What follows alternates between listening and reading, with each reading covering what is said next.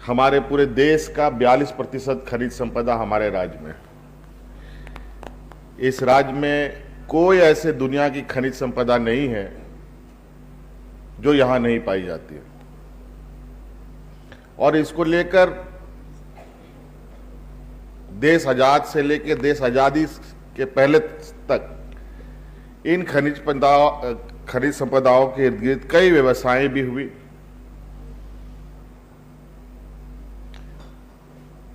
और निश्चित रूप से आज हम ये पूरे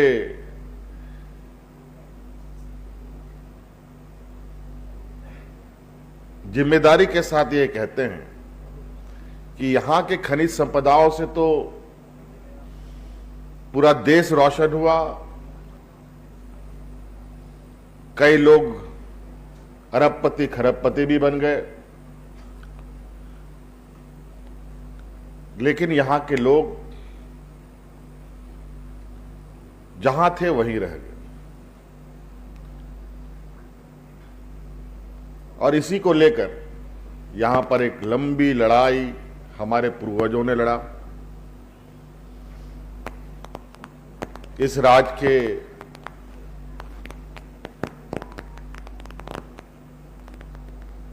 जनमानस की रक्षा के लिए और यहां के प्राकृतिक व्यवस्थाओं को बचाए रखने के लिए।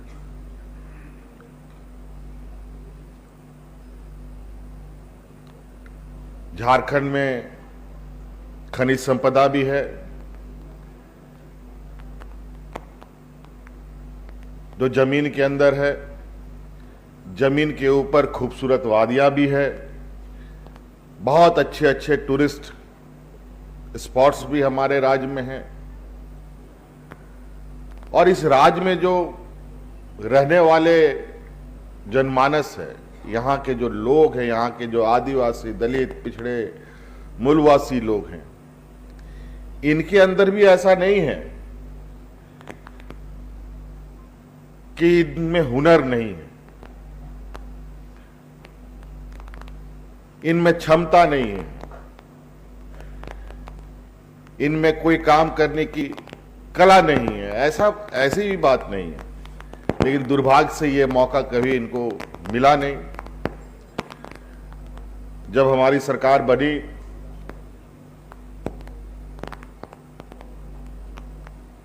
तो हम लोगों ने सोचा कहां से काम शुरू करें, कहां खत्म हो, कुछ समझ में नहीं आ रहा था। एक तो सरकार बनने के बाद कोरोना में हम लोग उलझ गए, पूरी दुनिया उलझ गई। जब उसका धुंध धीरे धीरे छटने लगा, लेकिन इस कोरोना काल के पीरियड में भी इस बात का चिंतन होता रहा कि राज्य को कैसे दिशा दिया जाए, जो जिम्मा इस बार हमें मिला है। काम तो अनेक हम लोगों ने किए,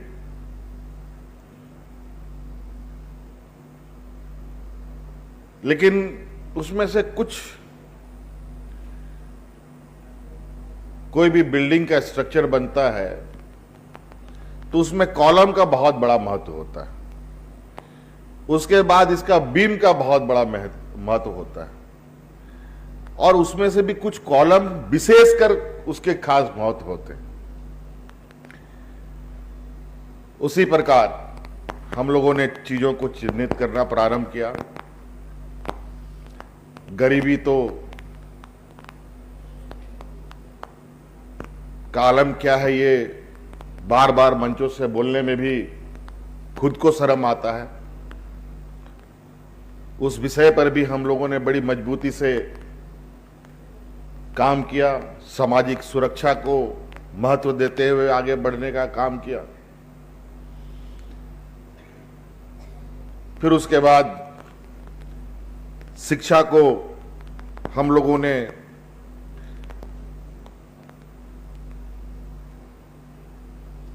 उस पर जब हम अध्ययन करने लगे तो ऐसा लगा कि पूरा शिक्षा व्यवस्था एक ताश के पत्ते की तरह एकदम एक के ऊपर एक रखा हुआ है, थोड़ा सा हिलाओ सारा भरभरा के गिर जाए। कहां से शुरू करें?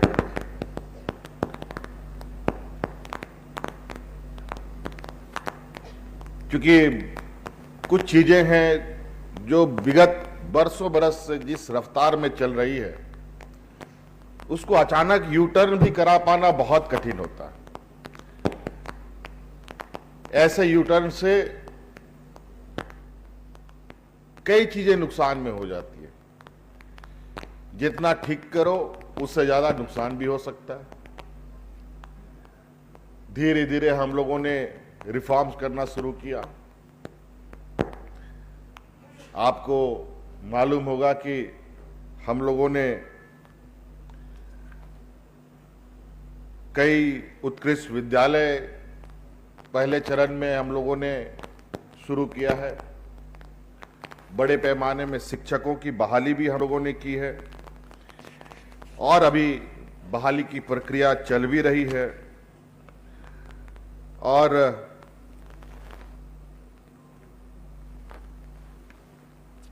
कई सारे योजनाएं जो शिक्षा को लेकर हम लोग चला रहे हैं, विभिन्न तरीकों के स्कॉलरशिप्स,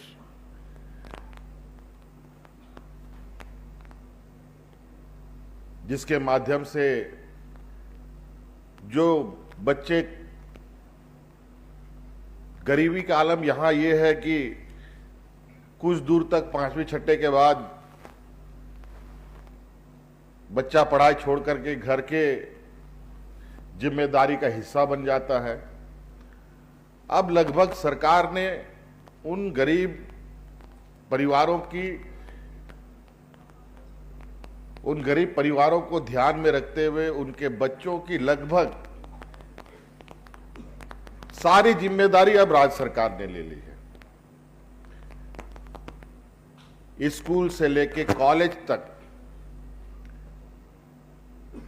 आप इंजीनियरिंग करना चाहते हैं, मेडिकल करना चाहते हैं, पत्रकार बनना चाहते हैं, वकील बनना चाहते हैं, उसके लिए भी सरकार ने कानून बनाया कि उसका भी पूरा खर्च सरकार वहन करेगी। और उसके साथ साथ अब उनमें क्वालिफाइड होने के लिए निश्चित रूप से आज की जो परंपरा है कि आज थोड़ा सा जो एक्स्ट्रा क्लासेस करने के हैं, जो ट्यूशन लेते हैं लोग, कोचिंग करते हैं, आज जिस तरीके का कंपटीशन का दौर है, उस कंपटीशन में कोचिंगों ने एक बहुत बड़ा अपना भूमिका निभा रखा है। तो आज उस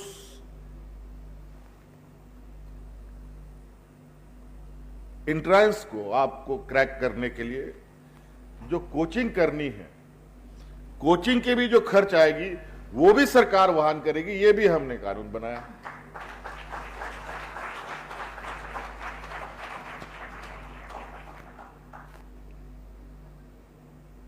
बच्चियों के साथ बड़ा गरीबों के घर के लिए एक बड़ा बोझा के रूप में लोग उसको देखते हैं। आज के दिन में भी रूढ़िवादी व्यवस्थाएं हैं।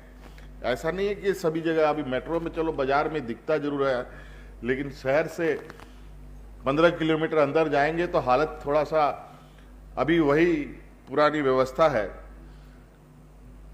कि 7वीं 8वीं क्लास तक बच्ची पढ़ी नहीं कि दामाद ढूंढने चले गए माता पिता तुरंत।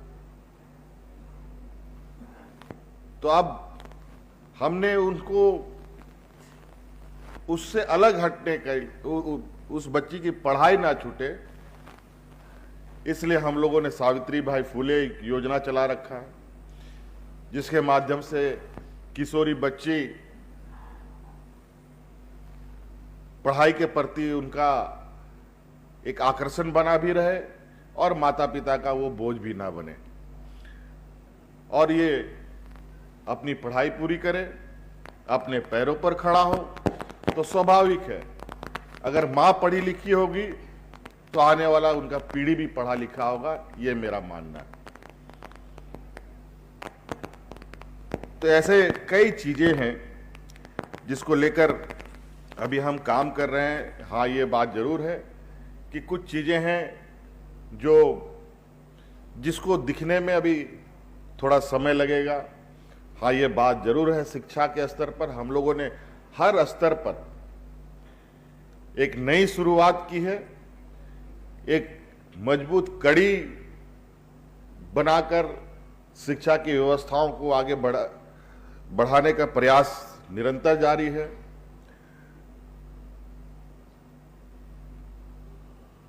और पढ़ने के प्रति बच्चों का उत्सुकता बने रहे, इसके लिए भी हम नए नए तरीके से काम करते हैं। आपको बताना चाहेंगे कि 12वीं पास के बाद बच्चा जब स्कूल के बाद कॉलेज जाता है, आजकल कई कॉलेज जो साधारण भी है, बहुत हाई एंड भी है, बच्चा होनहार होने के बावजूद आर्थिक तंगी की वजह से अच्छे कॉलेजेस में एडमिशन नहीं ले पाता। हमने निर्णय लिया इस राज्य में जितने भी सीबीएसई के हो, आईसीआईसीआई के हो, झारखंड बोर्ड के हो, इन सभी बच्चों में जो भी फर्स्ट सेकंड थर्ड आएगा, आर्ट साइंस कॉमर्स सब में, सबको हम लोगों ने क्रमशः 3 लाख 2 लाख 1 लाख रुपए नकद राशि देने का काम किया, साथ में लैपटॉप देने का काम किया और मोबाइल भी देने का काम किया। ये निरंतर चल रहा है।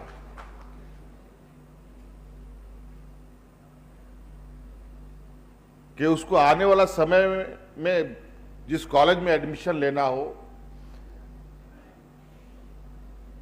तो एडमिशन में पैसा उसके आड़े ना आए। अभी कल परसों की बात है, एक अनाथ बच्चा जिसका मां बाप नहीं है, 2 भाई 1 बहन, एक भाई कहां सिलीगुड़ी में किसी के यहां रहकर कुछ पढ़ाई वढ़ाई कर रहा है, एक को किसी संस्था ने पढ़ाया लिखाया, अपनी मौसी उसी किसी के यहां रहता था बेचारा, और उस बच्चे ने यही कहां गुमला कहां का था, बेड़ों का लड़का था, आदिवासी लड़का। उसने इस बार आईआईटी रुड़की निकाल ली, आईआईटी खड़गपुर उसने निकाला, लेकिन उसके पास एडमिशन के पैसे नहीं। अब क्या करेगा? किसी तरीके से हमारे बहुत सारे, चूंकि हम लोगों ने इस बार चीजों को बहुत इतने बड़े पैमाने में अपनी नजरों को रखा है कि वो लड़का भी नजर में आ गया, तो उसको लाया गया। फिर अंतोगत्वा हम लोगों ने फिलहाल उसको एडमिशन कैसे हो उसका रास्ता बनाया। एडमिशन ही कराना चुनौती नहीं था। उस बच्चे के पास एडमिशन तो हम करा दें, लेकिन बाद में उसके पास जो संसाधन की आवश्यकता थी, ना उसके पास उस तरीके से कपड़े थे, ना उसके पास कंप्यूटर, ना मोबाइल। लेकिन आईआईटी रुड़की कैसे निकाला होगा आप अंदाजा लगा सकते होंगे कितना मेहनत किया होगा उस बच्चे ने। अभी हमने उसको मुख्यमंत्री राहत कोष के माध्यम से पहले तो उसको वहां पहुंचा दिया है, और हमने इसको ये वादा करके भेजा है कि तुम पहले एडमिशन लो। हम कई योजनाएं चला रहे हैं, उस योजना के तहत तुम्हारा आने वाला पूरा का पूरा पढ़ाई का खर्च सरकार के माध्यम से होगा। इसकी चिंता करने की जरूरत नहीं है।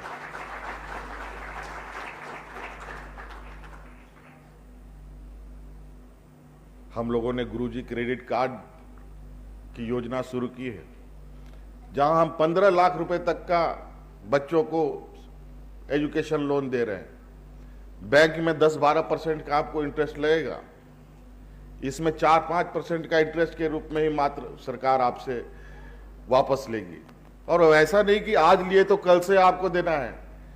जब तक आपकी पढ़ाई पूरी नहीं होगी और पूरा होने के बाद आप नौकरी करके 1 साल जब तक नहीं कर लेंगे तब तक आपको पैसा वापस करने का जरूरत नहीं है। नौकरी करने के बाद 1 साल के बाद सरकार को पैसा वापस।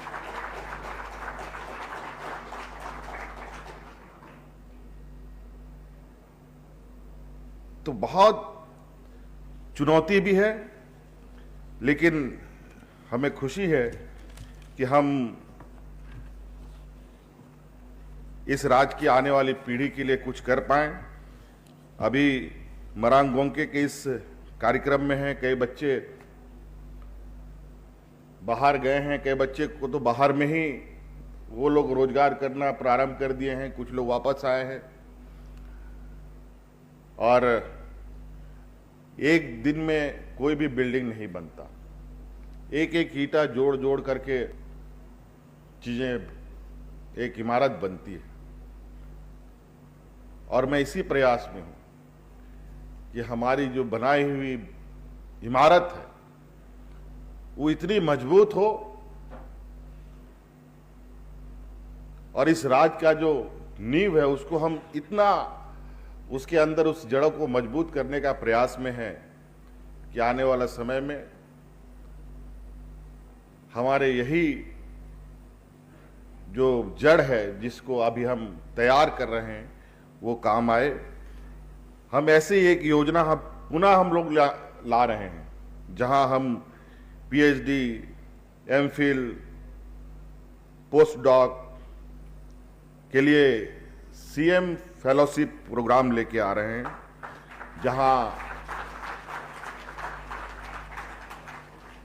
दुनिया के 100 विश्वविद्यालयों में नामांकन देने का सरकार जिस तरीके से इसमें स्कॉलरशिप में खर्च वहन कर रही है, उन 100 विश्वविद्यालयों के अंदर की जो भी खर्च होगी, यहां तक कि आने जाने का भी खर्च राज्य सरकार वहन करेगी। ये योजना हम लोग बहुत जल्दी लाने जा रहे हैं। तो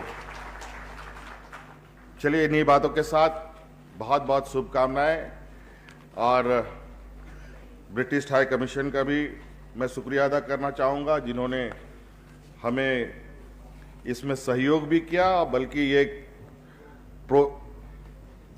जैसे आज हम बच्चों को प्रोत्साहित कर रहे हैं, वैसे मुझे भी प्रोत्साहन मिलता है, मुझे भी कुछ सीखने के लिए मौका मिलता है। आज 2020-21 से ये प्रोग्राम शुरू हुआ, 6 बच्चों से सफ़र शुरू हुआ था, जहां मात्र 6 बच्चे को हम लोगों ने विदेश भेजा था। वो आज उनकी संख्या 2500 चली है और कुल मिलाकर के 50 बच्चे आज इन 2020-21 से लेकर अभी तक इस शिक्षा का, इस स्कॉलरशिप का लाभ लेंगे। और जब इनकी संख्या जब बड़ा इसका